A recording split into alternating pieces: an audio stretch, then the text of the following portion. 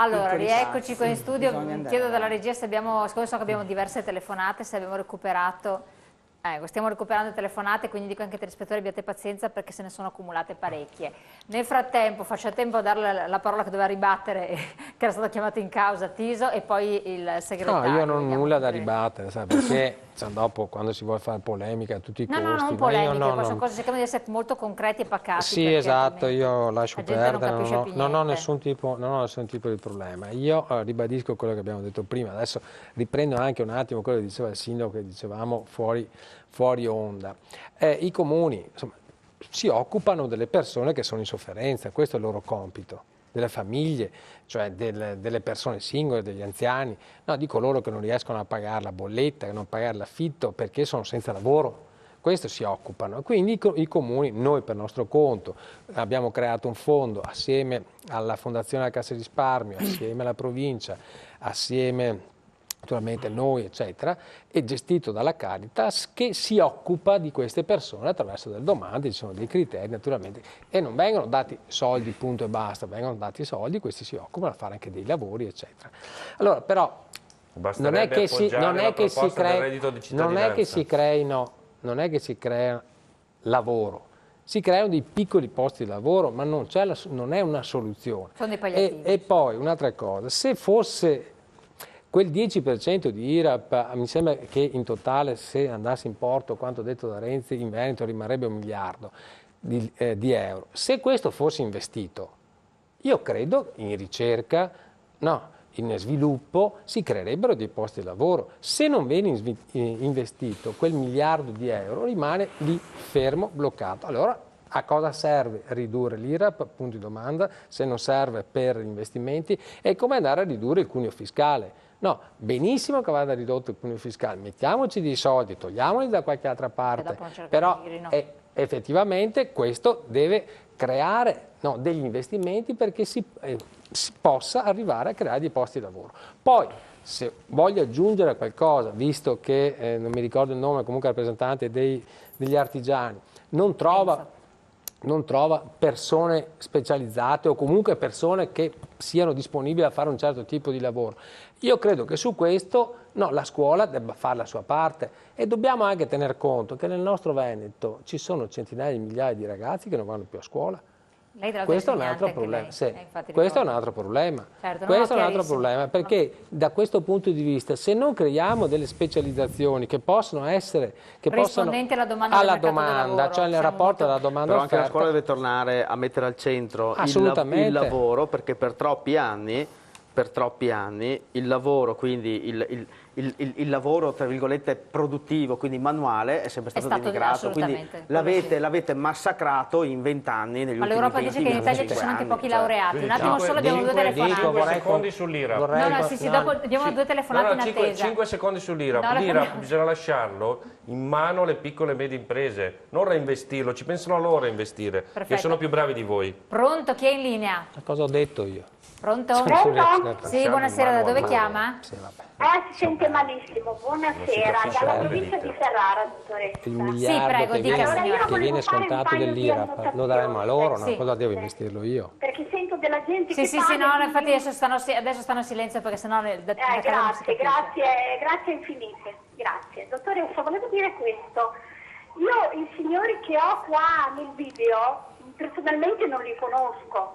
Non so chi siano di persone, sicuramente saranno delle persone per bene, ci mancherebbe. Assolutamente. Però ciò che rappresentano, oggi come oggi, è una cosa che non voglio fare della demagogia, e sto zitta e passo subito, immediatamente all'argomento. Si cercano disperatamente soldi, denaro, per poter investire nel lavoro e soprattutto per abbassare il cuneo il lavoro, perché da noi in Italia è altissimo. Sì. Contemporaneamente si spendono miliardi, non milioni, dottoressa, miliardi, facendo entrare schiere di persone, movimenti biblici, perché io lo posso dire perché io ho lavorato fino a qualche anno fa in un ambiente dove ne abbiamo ricevuti centinaia di migliaia, e non vi dico il dispendio, l'energia, la fatica, il denaro, un pozzo senza fine, perché io vi sto parlando delle patrie galere, in quanto io lavoravo, ero operatrice carceraria, li ho conosciuti molto bene anche personalmente, ho sentito come ragionano nei nostri confronti e che idea hanno dell'Italia. L'Italia è da espugnare, da occupare, come stanno facendo, con il beneplacito di tutte le forze politiche, meno qualcuno che non ha neanche poi il coraggio di farsi sentire neanche più di tanto, con degli imprenditori complici che li assumono, li fanno fare 19 ore di lavoro e li pagano come vogliono loro. Loro cosa fanno? I soldi che guadagnano non è che li spendono in Italia, più della metà li mandano a casa. Quindi a noi di questa qui si chiama evasione fiscale. Un poveretto di un italiano che evade per magari un caffè viene torturato quasi. Quindi lei parla della questione degli stranieri, va bene. Questo è di peggio, guardate i cinesi cosa combinano nel nostro paese. Io cerco di stare tranquilla quando parlo di queste cose, ma il sangue mi va alla testa, perché tutte le persone che sono lì, meno lei, dottoressa, che chiaramente non c'entra, sono tutti complici di queste porcate. No, ma sono anche... No. Va bene, grazie signora del suo intervento. Abbiamo un'altra telefonata, pronto? Sì, signora. Buonasera, da dove chiama?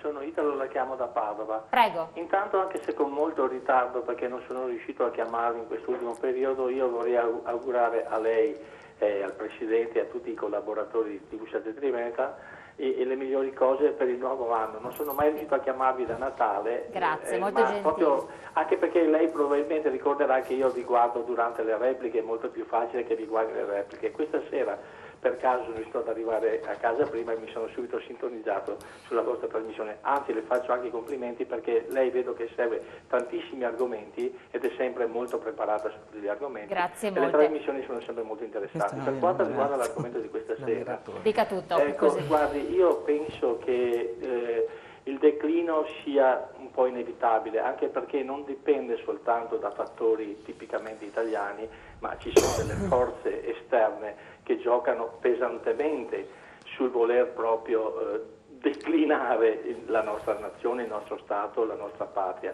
Io intravedo soltanto una piccolissima possibilità, ma guardi, è molto piccola e flebile questa possibilità. Noi abbiamo circa il 60% di italiani che non andranno a votare. Allora, perché dico questo? Perché purtroppo le forze che fanno attività politica si sono abituate a far sì che la politica sia un lavoro, un'attività che produce reddito. Tutte le famiglie di gente che lavora nel settore politico o equipollente alla politica, quindi ambasciatori. No, chiarissimo. Guardi, ci sono milioni di persone in Italia che vivono di questa situazione. Quindi? Allora, quindi bisognerebbe che il 60% degli italiani avesse il coraggio di fare una scelta unica, che per esempio prendessero un partito, una nuova formazione e votassero in massa quel partito. Però c'è un'altra situazione da considerare, che se questo movimento politico che dovesse idealmente sorgere o esserci già, dovrebbe avere l'appoggio di uno dei poteri forti, perché altrimenti lo Stato nella sua complessa composizione certamente ti annienterebbe. Abbiamo visto i grillini da un lato, il movimento del 9 dall'altro, tutti questi fenomeni vengono assolutamente fagocitati, quindi se tu non hai l'appoggio di un potere forte non vai da nessuna parte. Io non voglio dire quale dovrebbe essere il mio potere forte che dovrebbe dare assistenza, però non ci vedo possibilità di soluzione. Grazie molto del suo intervento. Grazie molto. Grazie a lei, signora, e saluto anche i suoi ospiti. Grazie, gentilissimo. Terza telefonata, pronto? Pronto? È in linea. Da dove chiama? Chiamo da Ravenna, sono di Sanzio. Da Ravenna, prego, dica. Niente, volevo, di tutto quello che anche i sindacati che sono messi troppo a fare politica e ne fanno talmente tante che ormai i cittadini non credono più al sindacato, come anche ai politici. I politici che non si sanno più cosa vogliono, dell'IMU e dei tasse e via dicendo. Tutto il mondo mandano le bollettine, dovete pagare un tot, no che i cittadini, i pensionati fanno della fila al CAF che non ne possono più di sapere cosa devono pagare, è una cosa vergognosa, loro continuano a rubare, a fare le barzellette, paga non paga, però il loro stipendio lo prendono da tutte le parti e noi non sappiamo dove sbattere la testa. Chiarissimo. Si dovrebbero soltanto vergognare e dire ai cittadini la tassa sulla casa va pagata, mandano i bollettini e i cittadini vanno a pagare perché non se ne può più. Va bene, grazie del suo intervento, grazie anche a lei. Segretario, a lei la parola, un po' per dare anche le risposte ai telespettatori. Ma poi... diventa complicato, io vorrei No, ma ci sono delle istanze un po' sì, io vorrei nervose, dire diciamo. ai telespettatori, non essendo, come dire, interessato particolarmente, non appartenendo, come dire, a una formazione politica, eccetera, eccetera. Guardate che scagliarsi sempre contro tutti, un paese che ha solo rancore, è un paese che si smarrisce, io capisco il disagio e con quel disagio bisogna fare tutti quanti i conti. Io mi auguro che le forze, tutte quante, come si chiama, confido molto nella democrazia rappresentativa io, che si rendano conto che lisciare il pelo a questo clima non aiuta a uscire da questa situazione, perché tutti quanti sono delegittimati. Io se guardo la storia italiana, guardate che è una storia che si ripete ciclicamente. Così è avvenuto il 19 dopo il primo conflitto mondiale. Di fronte a uno stato di disagio prodotto dai reduci, no, si andò a finire al fascismo. No, ma infatti Così è avvenuto, come sono dire, cicli e ricicli. dunque stiamo attenti, cioè a quale messaggio mandiamo. Lo voglio dire in maniera molto pacata anche ai nostri interlocutori. Guardate, parliamo dei dati reali, altrimenti prospettiamo una realtà che non c'è più. Io sono preoccupato di una questione seria che è di questa natura. Questo paese, contrariamente agli altri paesi, sembra aver smarrito una sua missione. Cioè tutti i grandi paesi hanno una missione. E il ruolo del pubblico non è vero che è indifferente in economia. Se andate a vedere la ripresa americana, va bene, è stata sostenuta dall'intervento pubblico. Non parliamo, come dire, di paesi. No? Se parliamo della Germania, guardate che gli interventi fatti in economia dal pubblico sono stati fenomenali. Però qui non c'è l'intervento pubblico, anzi il pubblico pretende sempre di più. Cioè... La questione che abbiamo noi è questa, tutte quante le stime, non so se qui si avete aumenta detto... il debito pubblico, non c'è di non pubblico. No, sto dicendo che l'unica cosa pubblica in questo paese è l'aumento del debito pubblico. Anche oggi. Anche oggi, esatto. Di oggi. Allora, abbiamo una questione che è di questo tipo. Non so se avete letto il recente rapporto fatto da tutti quanti gli economisti che ci dicono che nel 2050, perché noi abbiamo ragionato sul lungo periodo, dovremmo. Non avremo più i PIGS, i cosiddetti paesi emergenti, ma le grandi potenze mondiali saranno, nell'ordine, la Cina, gli Stati Uniti e se si unifica l'Europa, che oggi, se fosse un'entità unica politica, sarebbe la prima economia mondiale, la prima per ricerca e la prima per produzione. Il problema è che noi abbiamo perso, come dire, questo spirito. Cioè oggi il paese coltiva rancore, ce l'ha con tutti, cerca risposte, eccetera, ce la piglia col sindacato, con le forze politiche e via via così, affastella.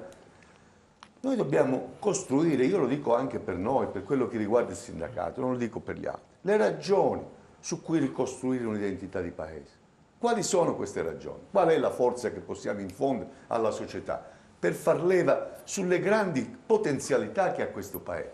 Sono essenzialmente, uno, la nostra grande capacità creativa, che è unica nel mondo. Cioè questo paese è forte, va bene, perché possiede il 50% del patrimonio architettonico e culturale del mondo. È forte perché ha una grande inventiva ed è forte perché, pur essendo prive di materie prime, è il più ingegnoso nella trasformazione dei prodotti. Questo presuppone investire in questi settori. Significa cambiare completamente l'ordine delle scelte politiche. Sa qual è il problema? Che sono 30 anni che sento dire queste cose qua. Capisci? Sì, io ne ho 42 e sono 30 anni che sento... Perché non c'è... Ho capito, ma cioè, non... Sì, capisce, però guardate che non è che ci diciamo... Il problema non è quello che ci diciamo. Il problema è: c'è una politica economica coerente a questo disegno? Io penso di no.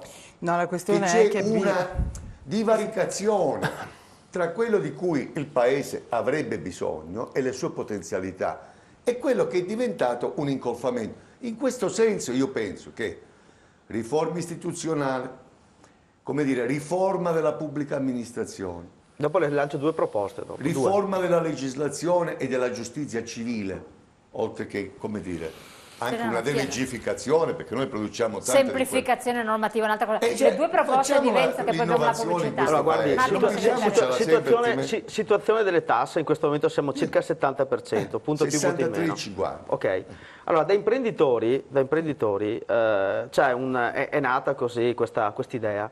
Allora, il 40% continuiamo a pagarlo e lasciamo la macchina burocratica, amministrativa di questo paese, quindi il 40% va lì. Il 15% lo ridiamo in busta paga ai dipendenti, il 15% lo lasciamo alle imprese che investono. Prima proposta, la stiamo lanciando destra e sinistra, non la starà cogliendo nessuno. Seconda proposta, che io la sto lanciando però, allora in questo paese c'è il nostro piano nazionale del lavoro. No, ma intanto lo lancio. Seconda proposta, mi spiegate perché questo paese ha un rapporto diverso tra pubblico impiego e privato? Quando è che ci darete una mano a parificare il lavoro della pubblica amministrazione a 40 ore a settimana, che così cominceremo a tagliare? Che ti do una risposta? Sai che noi siamo stati contestati, lo dico al Movimento 5 Stelle. Perché poi vi scendono tutti in piazza. Quando Trentin pigliò i bulloni a Firenze, perché facemmo l'operazione finalmente di parificazione del lavoro pubblico al lavoro privato. Aspetti, su un attimo solo, deve andare in pubblicità. Esatto, siccome l'argomento è grosso, voglio affrontarlo lo sa quando avrete il rispetto dei cittadini, quando smetterete di difendere i fannulloni. Dai, pubblicità, poi torniamo insieme, riflettete su queste proposte, sulle quante parli come Brunetta, lei parla come Brunetta.